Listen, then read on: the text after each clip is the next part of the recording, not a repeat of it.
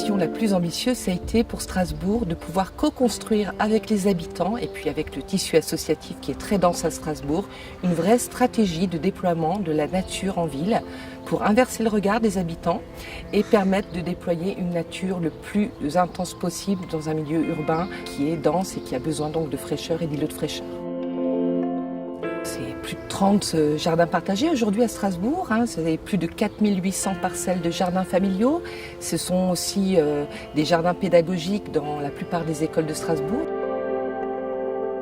Et donc aussi un site, Strasbourg ça pousse, qui permet aux habitants de géolocaliser un espace et de proposer à la ville d'entretenir un pied d'arbre, de renaturer un pied de trottoir, un pied d'immeuble, de végétaliser une façade. Et donc la ville se veut vraiment facilitatrice pour les habitants pour pouvoir déployer la nature le plus largement possible.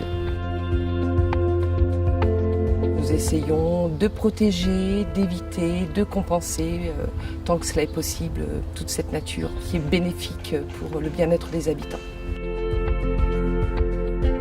Ce volet protection de la biodiversité et adaptation au réchauffement climatique, nous l'avons inclus, nous, pour notre part, dans le plan climat de la ville. Ces stratégies intégrées air, énergie, climat, biodiversité me paraissent être nécessaires au développement des villes durables de demain.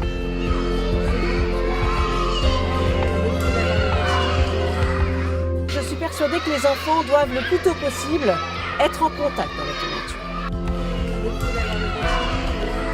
Notre projet ici, c'est de refaire vivre ce jardin qui n'était pas comme ça au début. On l'a un peu ensauvageonné. On l'a rendu, on voulait qu'il y ait des grandes herbes, on voulait qu'il y ait des insectes, on voulait qu'il y ait des buttes. Regarde ici, regarde. Ils sont extrêmement curieux, ils ont envie. Et maintenant, quand ils viennent au jardin, il y en a déjà certains, on sait ce qu'ils vont faire. Ils vont arroser, les autres, c'est les petites bêtes. Je te trouve, regarde, il n'est pas content, il lève la queue. C'est aussi bien de la motricité, c'est aussi bien du langage, c'est aussi bien de la biologie, enfin de l'étude des choses. Donc il y a vraiment, le jardin c'est un endroit magique pour tout. On a un potager, on voit les graines, on voit ce que ça peut donner, on récolte et on mange. Et on mange des carottes, on mange des concombres, on découvre des choses. Les parents nous disent maintenant ils mangent des fruits, ils mangent des légumes.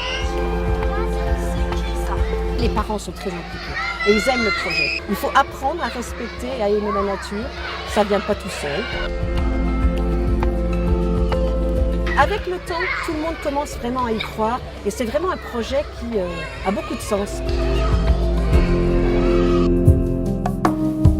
Notre objectif et notre conviction, je dirais, c'est qu'une entreprise est performante si elle est performante sur les 3 axes, économique, social et environnemental. Je vais prendre par exemple donc l'environnement.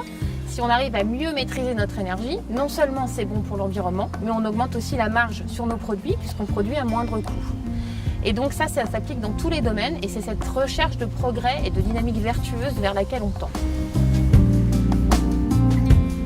Quand vous vous lancez dans une démarche environnementale, ça fait écho pour les gens aussi à leurs convictions personnelles, leurs valeurs. Et ils trouvent un sens dans l'entreprise qui va au-delà de la simple sphère professionnelle. On a un axe qui est vraiment la performance environnementale et énergétique de notre usine, premier axe.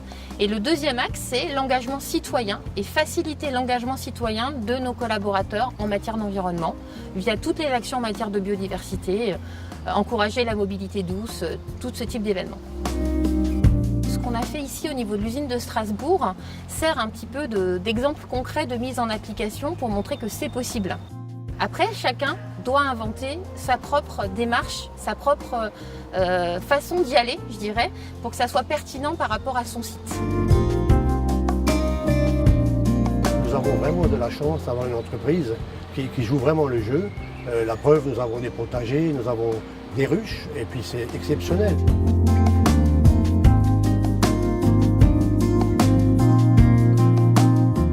On a eu pas mal de visiteurs déjà qui sont venus voir notre entreprise, comment elle est située, et puis ils étaient tous, mais alors stupéfaits de voir qu'on a une entreprise qui est carrément au bord de l'eau, qui est arborée, qui a une diversité, une biodiversité incroyable. On est dans un petit coin de paradis, mais on est au boulot, mais c'est en même temps très agréable de venir là et puis de se ressourcer pendant les pauses. Je prends ce temps pour remuer la terre, arroser, couper les machins, les fleurs, Et puis donc ça me fait beaucoup plaisir et je suis apaisé à travers ça.